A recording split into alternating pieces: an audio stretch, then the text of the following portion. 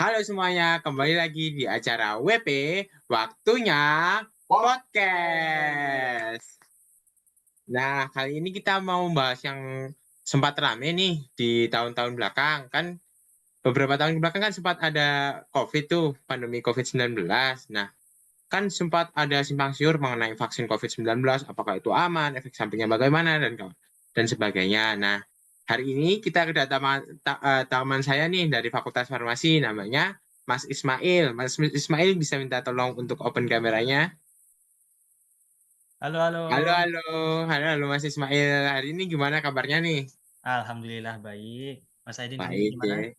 Saya juga baik kok, Mas. Nah, hari Alhamdulillah. ini kan kita mau bahas tentang vaksin nih, Mas. Nah, Ya. sebenarnya vaksin itu apa sih, Mas? Oke, jadi gini, vaksin ini gampangnya itu adalah virus atau bakteri yang disuntikkan ke manusia. Itu bisa berupa partikelnya juga. Itu untuk membangkitkan respon imun tubuh kita untuk melawan virus atau bakteri tersebut kalau misal kita terinfeksi lagi. Gitu Mas Aidin gampangnya. Oh, tadi katanya virus sama bakterinya disuntikan ke tubuh manusia, Mas. Itu apakah aman, Mas? Kan kalau misalkan biasanya kan kita pahamnya kalau virus dan bakteri masuk ke tubuh kita kena sakit. Nah, ini kan sengaja memasukkan virus dan bakteri, apakah juga tambah sakit, Mas? Bukannya tambah kebal? Oke, jadi gini. Proses pembuatan vaksin sendiri itu kan panjang ya. Kita ada uji, apa namanya, preklinik dan uji klinik dan sebagainya itu. Jadi, biasanya udah kita pastikan dari awal sampai akhir itu sudah ada safety-nya, tingkat safety-nya. Nanti dicek ke manusia, ke hewan dan sebagainya, itu sampai akhirnya, apa namanya, bisa dipastikan kalau ini, aman. Nah, perlu kita pahami juga, ada, apa namanya, semisal kita terinfeksi oleh bakteri atau virus dan diinjeksi dengan vaksin, itu ada bedanya. Nah, ketika kita terinfeksi oleh bakteri atau virus, itu efeknya beda. Jadi apa namanya, efek apa yang biasanya kalau terinfeksi bakteri atau virus itu akan ada efek-efek buruk yang muncul kayak semisal flu, contohnya kalau di COVID-19 ya flu, kemudian batuk, sesak nafas dan sebagainya. Tapi kalau kita injeksikan, vaksin, itu umumnya vaksin itu adalah partikel-partikel dari virus atau bakteri.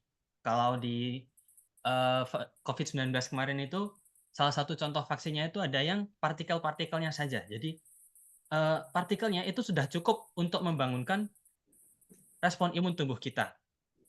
Sehingga apa namanya, bisa memunculkan respon imun yang sama ketika kita terinfeksi oleh virus itu sendiri. Nah, jadi semisal kita udah divaksin nih, terus habis itu tiba-tiba terinfeksi lagi, itu tubuh kita sudah bisa mengenali kalau ini, oh ini virus yang dulu, meskipun sebenarnya yang disuntikkan yang dulu itu cuman partikelnya saja. Terus akhirnya mereka bisa menyebabkan respon imun, kemudian dibunuh bakteri atau virusnya. Gitu Mas Aidin. Oh, gitu ya, Mas. Jadi aslinya itu aman-aman saja kan ya, Mas, untuk apabila disuntikan Aman. vaksin. Aman dong, udah melewati berbagai uji, development-nya aja pengembangannya sendiri sampai lama banget itu, setahun ya kita pandemi itu. Nah, kalau misalkan kan juga sempat dibicarakan itu ada efek samping sakit lah, panas lah, atau capek sekali itu bagaimana, Mas? Nah, ini merupakan apa, kalau ada efek samping kayak gitu itu bisa jadi karena apa namanya, tubuh kita mungkin ada reaksi alergi. Antara itu atau, respon imun tubuh kita itu berlebihan. Nah, kalau mungkin saya izin cerita dikit ya terkait, COVID-19 kemarin.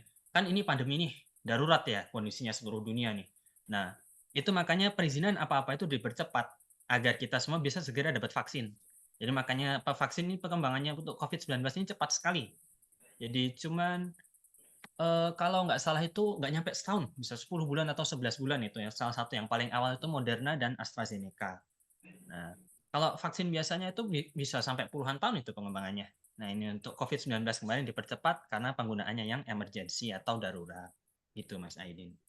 Oh, gitu ya, Mas. Berarti efek samping tersebut itu memang gara-gara ya memang kurang waktu dan sangat diperlukan saat itu juga untuk melindungi masyarakat luas dan memang sangat darurat ya, Mas, untuk penggunaannya.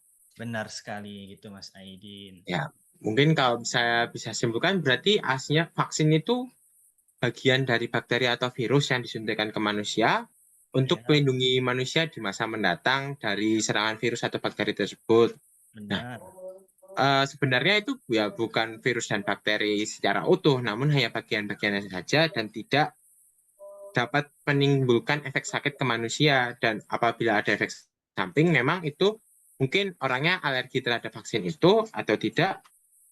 Ya memang untuk kasus COVID-19 kemarin itu waktu pematangannya lah bisa dibilang kurang dan mungkin efek sampingnya lebih sering daripada apabila memang dilakukan secara tidak darurat seperti kemarin, mungkin seperti beberapa tahun, seperti 5-10 tahun dan tidak dalam 1 tahun jadi gitu ya Mas.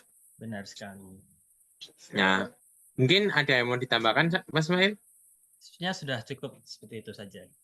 Oke, kalau gitu terima kasih ya Mas Maid sudah mau datang untuk menjadi narasumber di kesempatan kali ini dan Terima mungkin kasih saya juga. tutup. Terima kasih semua telah menyaksikan dan saat ini WP adalah waktunya pulang. Terima kasih semua sudah menyaksikan. Bye bye.